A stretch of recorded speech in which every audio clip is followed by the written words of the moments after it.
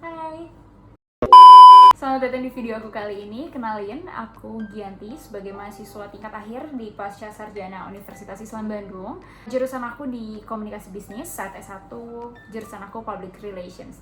Dan di video kali ini aku akan membahas mengenai banyak sekali perusahaan di era pandemi COVID-19 ini yang mengalami kebangkrutan, pemutusan kerja besar-besaran, sampai ke penurunan omset yang tajam. Dengan adanya fenomena tersebut, tentunya banyak juga perusahaan yang dapat bertahan. Bukan hanya bertahan, tapi juga berkembang di saat pandemi COVID-19 ini.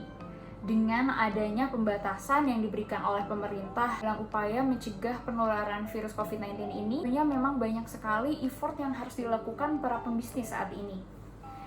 Nah, faktor terpenting saat terjadinya krisis seperti saat ini dalam perusahaan adalah dengan tetap menjaga citra dan juga reputasi perusahaan.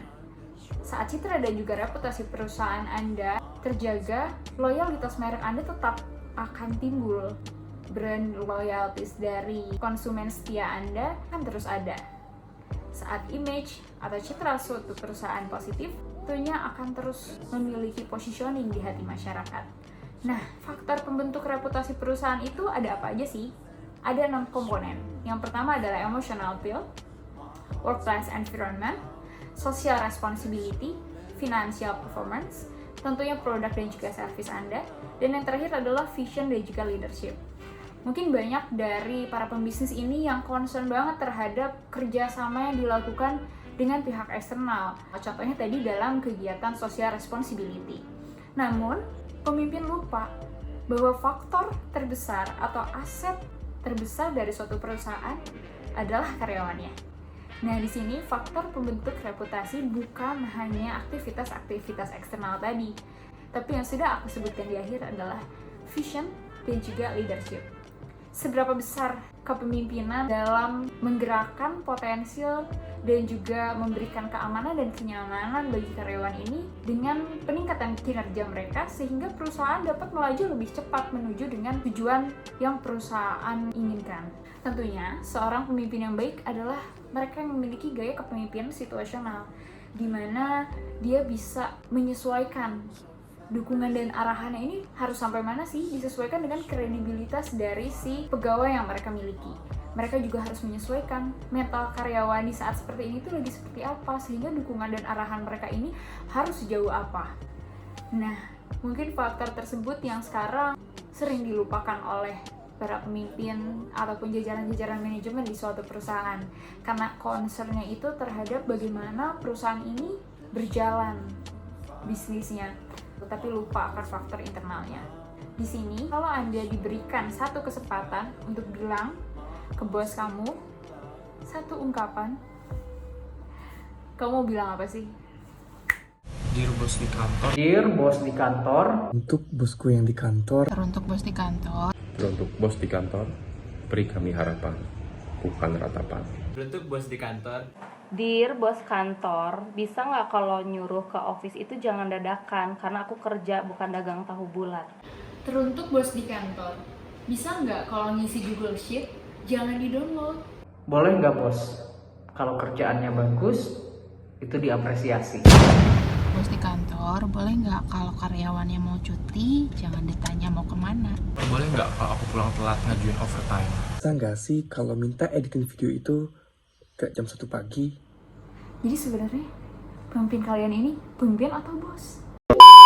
Namun faktanya teman-teman, masih banyak sekali pemimpin yang amanah, pemimpin yang bisa menyesuaikan dan dapat beradaptasi dengan berbagai situasi yang sedang dihadapkan di depannya, tentunya dengan berbagai macam karyawan yang memiliki kapasitas atau kredibilitas yang berbeda di segala situasi. Di video kali ini aku akan memutarkan salah satu perusahaan yang sedang merintis. Tentunya kedua pemimpin dari perusahaan tersebut masih dibilang sangat muda untuk mendirikan suatu perusahaan yang dapat sukses, dan kini malah melakukan pembukaan cabang baru di saat pandemi COVID-19 yang mana membuka lapangan pekerjaan yang banyak. Quotes dari kedua pemimpin tersebut yang paling saya suka. Kebijaksanaan tidak hanya dilihat dari umur. Banyak kok pemimpin yang sudah dewasa, bahkan sudah senior, tapi nggak bijak. Pemimpin yang masih muda juga belum tahu nggak tahu apa-apa. Banyak sekali perusahaan-perusahaan putra-putri bangsa saat ini yang malah sukses di usia muda dan berhasil memimpin ratusan karyawan, juga mengembangkan perusahaannya bersama-sama. Berikut informasi mengenai perusahaan tersebut.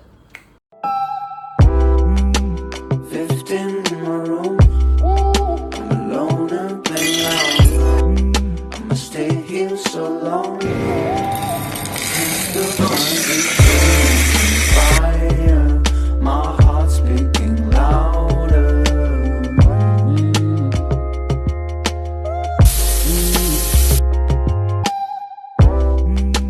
Got keys, best friends understand.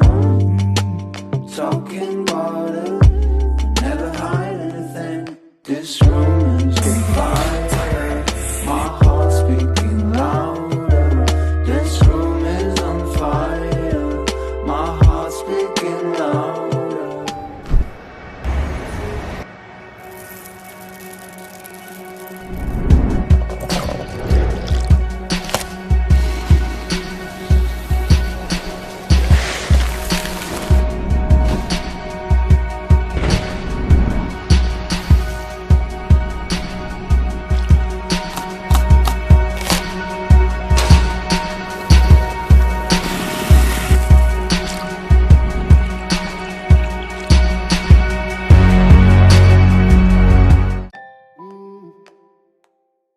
Hai, halo, perkenalkan, nama saya Muhammad Rizky Jadura Putra, umur saya 27 tahun. Saya owners dari Coffee Shop Osiris Coffee. Perusahaan kami itu berdiri dari tahun 2015, cuma namun awalnya nggak berdiri seperti sekarang ini gitu. Kita dulu dari kedai kecil-kecilan yang memang gerobakan nongkrong di pinggir jalan gitu. Step demi step, tahap demi tahap, tahun demi tahun, kita melakukan progres sedikit demi sedikit. Ada progres dari mulai langkah-langkah kecil. Alhamdulillah dari tahun 2017 kita udah mulai moving ke satu tempat yang memang jaraknya nggak jauh dari tempat kita asal jualan gitu. Sekarang disinilah 2021 tempat kita yang berada di Bandung ada di Lengkong Kecil. Untuk yang di Cimahi kita ada di Jalan Ibu Ganira dan itu baru mulai di 2021. Reputasi perusahaan sendiri menurut Kazet penting nggak sih? Oh, itu sangat penting. Reputasi perusahaan itu sangat penting. Pentingnya jaga perusahaan itu dimulai dari internal. Pasti dari internal. Dari satu internal.